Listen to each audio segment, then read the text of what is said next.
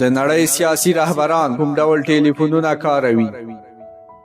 د امریکا نیویارک ټایمز ورځپاڼې په یو تازه راپور کې ویلي چې د چین جاسوسي شبکې د امریکا د ولسمشر ډونالد ټرمپ ټلیفوني مکالمې څاري.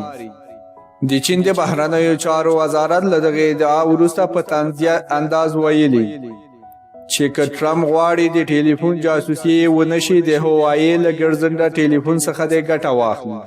د ټرمپ په اړه دغه راپور دا پوښتنه رامنځته کړې چې د نړۍ مهم سیاسي مشران کوم ډول ټلیفونونه استعمالوي. په دې ویډیو کې به په همدې اړه معلومات درکړو.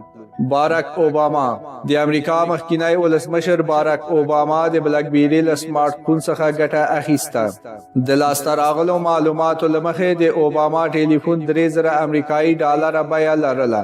کیدای شي فکر درشي چې دغه ټلیفون څه ځانګړنې لرلې او ولې دومره ګران بیه و. د اوباما سمارټ فون د نړۍ تر ټولو خوندي ټلیفونونو څخه و. دغه ټلیفون نه واتس اپ درلود او نه کیمرا. په یاد شوي ټلیفون کې د پیغام استولو وړتیا هم نه وه. دا ټلیفون تر ټولو لوړ امنیت لرلو لپاره په نړیوال معیار سمبال شوی دی. هیلری کلینټن د امریکا د بهرنیو چارو مخکینی وزیره او په تیرو ولسمشریزو ټاکنو کې د ټرمپ سیاله هیلری کلینټن د اوباما په شان بلک بیری ټلیفون کاراوه. هیلری کلینټن په ټولنیزو شبکو کې د عکس خپرولو عاشقه وه. په همدې دلیل ځینې ټولنیزې شبکې هم په خپل فون کې فعاله کړې وې. ولادیمیر پوتین د پوتین په اړه ادعا شوی چې له ګرځنده ټلیفون څخه ګټه نه اخلي، خو د ټیلیګراف ورځپاڼې په یو راپور کې ویل شوي چې هغه د ګلوناس په نوم ګرځنده ټلیفون څخه استفاده کوي. د بریتانیا سلطنتي کورنۍ دا کورنۍ ټوله پر آیفون ټلیفون مینه ده. په وروستي ځل له پرنس ویلیام سره یو آیفون ټلیفون په لاس کې لیدل شوی. هغه د 2014 په المپیک سیالیو کې دا ټلیفون له ځان سره لرلو. کیم جونګ اون د شمالي کوریا د رهبر ټلیفون ډیر مشکوک دی. د هغه د فون په اړه هیڅ معلومات نشته چې کوم ماډل دی. د هغه له یو خپاره شوي عکس څخه څرګندیږي چې HTC باترفلای ماډل سمارټ فون کاروي. په شمالي کوریا کې خلک د آیرینګ په نوم د ټلیفونونو داخلي تولیدات لري. له دغو داخلي تولیداتو څخه محدود خلک چې د ټول شمالي کوریا 10 سلنه او مهم خلک دی ګټه اخلي.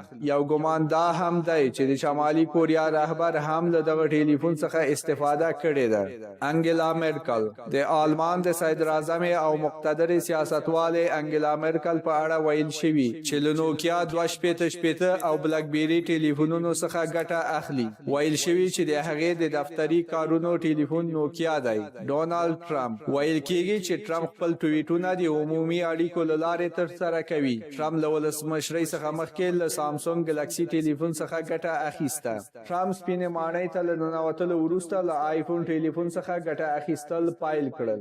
دا خبره د ټولنیزو رسنیو مدیر په یو ټویټ کې هم تایید کړې ده. ایمانوئل ماکرون د فرانسې تر ټولو ځوان ولسمشر د دفتر خپاره شوي تصویرونه څرګندوي چې د هغه پر میز 2 آیفونونه ایښودل شوي دي.